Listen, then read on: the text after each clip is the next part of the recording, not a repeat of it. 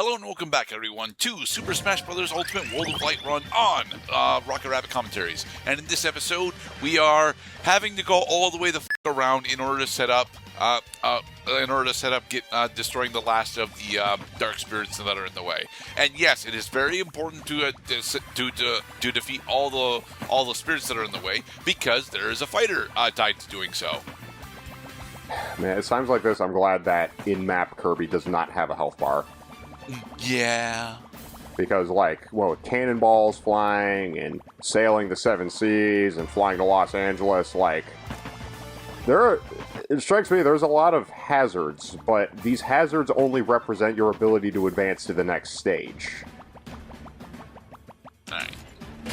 And that one. Yep. I do not understand this extremely subtle difference. Okay, so by switching the position of that particular obstacle, we can use the fact that we generated a couple of shortcuts on our way through Castlevania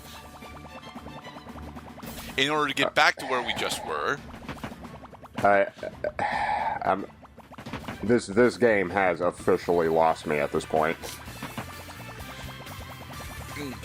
And then once we arrive, we can use our final cannonball in order to shoot at the obstacle that we just switched over. You know, it's times like this that I really wish that geometry. Can we just zoom out the map so that Kirby is just this floating pink dot traveling around the map, so I can actually see how the different regions are interconnected and related. Hey, Robin. Robin is from Fire Emblem Awakening. That is all I know about her. Her and him, because there's actually both male and female versions of Robin that are playable. They function exactly the same. So is that canon that Robin is an androgynous character? No, it is canon. It is canon in Fire Emblem Awakening that the player character gets to pick between which of the two Robins that they get to play as, and the other Robin is a rival / antagonist for a majority of the playthrough. I see. Welcome to the world of Pokemon. Are you a boy or a girl? And for some reason, Robin has to be a spellcaster. I don't understand why Robin has to be a spellcaster. Hey, Alucard. This is actually another really difficult legend encounter. I would say that this one's roughly 7, specifically because defeating Alucard is not really the goal here. The goal here is to actually beat Simon, but in order to actually get over and deal damage to Simon on a regular basis, you pretty much have to take down Alucard because Alucard is very aggressive throughout this fight. Now, Mr. Gerda, you are our expert on Castlevania lore. Did Alucard use a decoy or an avatar while he also was a combatant in the arena? Technically, what you're referring to here is Simon is actually Doppelganger from A Symphony of the Night. Okay, so Alucard is using a doppelganger in order to fight us, and the doppelganger. No, there's a doppelganger on the field. Alucard is ignoring him. Ready? Go! Out of my way. Well, they made an assist trophy that is functionally identical to the character that they're trying to make the support spirit of. Why didn't they just make Alucard a playable character? We are not sure, actually. It's very clear that Alucard has most of what he would need in order to be a Smash character. He might not have a final Smash, but he very clearly has a jab. He very clearly has got a decent array of specials. I'm not sure if he has a recovery, but yeah. And this ends up being the case with Akira as well. Akira and Shovel Knight. Akira and Shovel Knight could actually have been Smash characters. I mean, I would not have liked Akira to be a Smash character, given how basic he is, but Shovel Knight and Shantae definitely could have been Smash characters. Shantae, we don't actually have any data for, but Shovel Knight as an assist trophy definitely could have worked. Victory! And once you get Simon off of Castlevania, he's dead because he's still Simon. So, Sandbag from Home Run Contest. He's back, and he's pissed. Sandbag could not actually be a Smash character. What's Yes, he going to do for could. No, what is he going to do for his down special, Mr. Cloud? He's gonna. Well, okay, you know, the sandbag looks cylindrical at first, like all you have to do is just hang it by a chain from the ceiling, but he can change his shape. He can bounce. He can trounce. He'll make you feel like a fool. So that would give him an array of tilt and smash attacks. But what's he going to do for specials? Like, if down special is just going to be counter, we have so many people that already have down special as counter. Ugh. Man, I mean, you can only make so many different characters before even the new characters start to resemble each other. Like, how closely can you split the hairs finally? Quite closely, actually, because Sephiroth actually feels vastly different from Cloud. And honestly, Byleth also feels very different from all the other Fire Emblem characters. Even Hero from Dragon Quest feels dramatically different from a good portion of the other sword wielders. You're really doubling down on these smash attack specials. Oh, okay, crease top. And a hyper smash Hyper attack. Smash! Woot! Oh, so now your smash timings are faster. That's a good move. Yes, they charge faster and they hit slightly harder, which is honestly really nice. It's going to be very important for this boss specifically, since we are ready to take down our first World of Dark boss. From here, I'm trying to figure out where else I want to go, because I'm not entirely. I think I want to go get easier dodging, but I'm probably going to go get the additional mid-air jump so I can attempt to do a particular achievement at the end of the game. So, as the silhouette implies, yes, now we have to deal with Dracula. Hence why we've been crawling through Castlevania. Dracula is actually the easiest of the World of Dark bosses. Well, the second easiest of the World of Dark bosses, in my personal opinion. And I would go so far as to say that Dracula is actually easier than most of the World of Light bosses. He's specifically easier than Giga Bowser. I don't think he's actually easier than. Oh shit.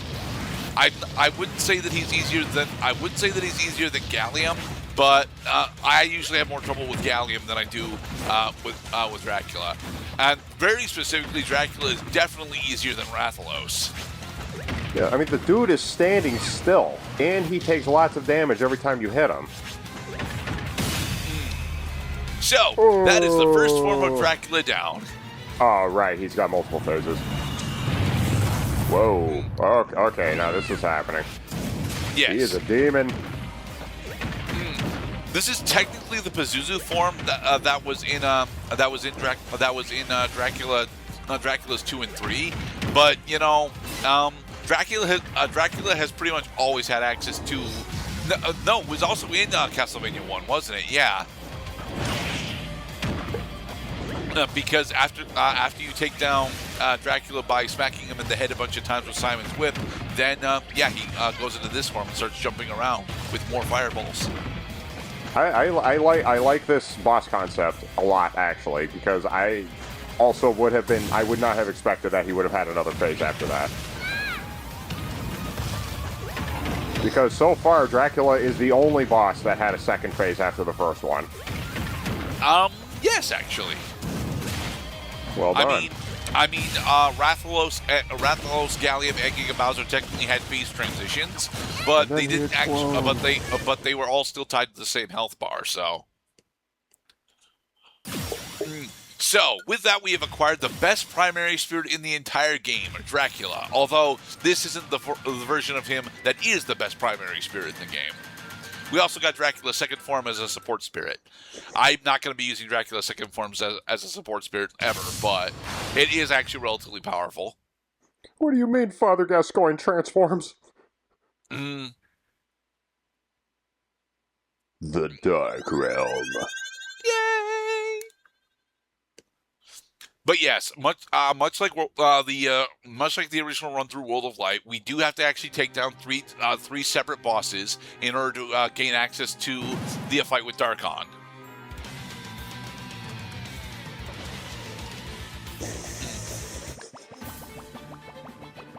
Freaking love how Kirby just his whole body just jiggles every time he moves. Yes. It's very adorable. The fluffiest of all Super Smash Bros. Characters, even fluffier than Jigglyfluff. I would not say that, actually. I would say that the fluffiest Super Smash Bros. Character is probably Duck Hunt. So, we've been saving up all of the snacks that we've been collecting specifically so that we can enhance spirits whenever we need to. And by enhancing Dracula, we get the best neutral primary spirit in the game, Soma Cruz. As in, yes, Soma from specifically Aria of Sorrow and Dawn of Sorrow. And this is gonna be our dedicated build for the rest of the World of Light run. We're gonna be running Soma Cruz for literally everything, because not only does he have a very powerful support skill tied to him natively with Giant Killer, he also has 3 support skill slots on him. So it is extremely easy to build up the equipment that you need in order to deal with virtually everything. And even at level 1, Soma effectively starts at 5,000 power, and he will cap out at 13. You know, Kirby was dealing a lot of damage during that fight. Yeah, we got Metal Killer at some point. Oh, nice. Extra damage on metal opponents.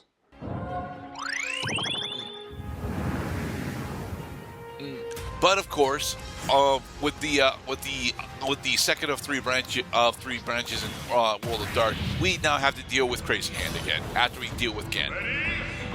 Go! So I'm not entirely certain what attack Lucario is supposed to actually be spamming while he's impersonating Gen, but this fight, even without Soma, ends up being significantly easier than it's supposed to be. Mostly because Gen is only an advanced level spirit. Bye, Gen. Now go find the game, play it, and see if this support spirit looked anything like the opponent that you just fought.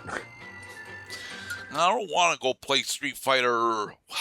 When was the last Street Fighter that Gen was actually in? I want to say he's in Ultra 4, but that doesn't make all that much sense because I'm pretty sure. I think Ultra 4. By the time Ultra 4 happens, Gen is dead. I think.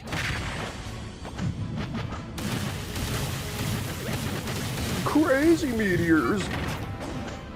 Well, crazy bombs. Oh, don't you try copying that guy. You don't I want was to imitate trying, I was Crazy trying to Hand. do Stone. I inputted the wrong attack. Crazy grab. Everything he does is crazy. Well, not everything. Like a good portion of what he does is actually very well telegraphed. I don't actually have the best track record in dodging Crazy and Master Hand's grabs, but that's like the only thing I ever have issues with, and that's mostly because I play a bit too aggressively during these fights. Crazy wibbly wobbly. You can just call it a flopping fish, Mr. Cloud. Now flip on the deck and flop like a fish.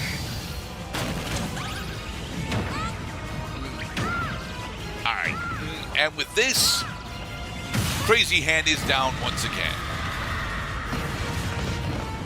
And then he flies into the background. And to be seen again in about 55 minutes. Yeah, actually, it's going to be more than a full hour, isn't it? Because we go all the way through the next World of Dark branch before we fight him again. I shall have my revenge, Kirby. Well, no, he will not. All right, Raikou, Entei, and Suicune. This primary spirit is honestly significantly more difficult than it should be, but we're going to be cheesing it out. You'll notice that half the arena is covered in fire, in lava, and we didn't get fire protection on. Well, that's because we actually want all 3 of them to be over here so that we can attempt to focus them down. Kirby's down aerial neutral attack, if you will, Actually, we'll hit all three of these if they're close enough together, and do a decent enough amount of damage to where we can quite easily from this spot, forward smash them down. Back over here in Cineroar. I know that you're like Entei, and you're my favorite one of the three beasts, but dang it! Each of these Pokemon is representing a Pokemon other than themselves. Yep. You remember Link Cable battling in the Game Boy generation Pokemon, right, Mr. Gerdat? I did it twice. Be safe, everybody.